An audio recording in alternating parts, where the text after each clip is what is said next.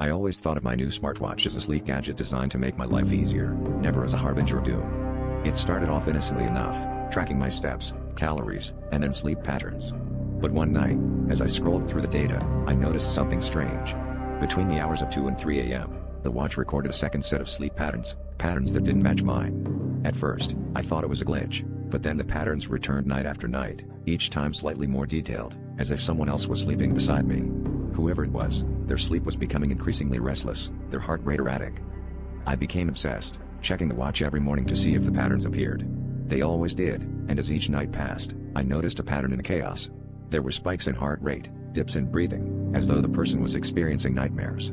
The smartwatch also began displaying snippets of dreams, images of shadows, and flashes of a dimly lit street corner. My curiosity turned into dread when I realized the dreams were set in my town, just a few blocks from my apartment.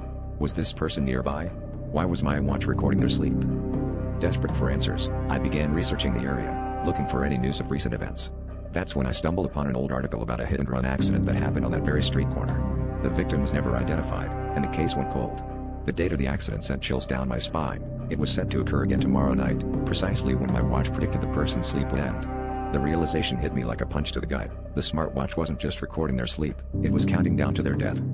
Determined to stop whatever was happening, I went to the street corner just before midnight, clutching my watch as if it were a lifeline. The air was thick with an unnatural chill, and the street was eerily silent. As the clock ticked closer to 2 a.m., a figure emerged from the shadows, stepping onto the road.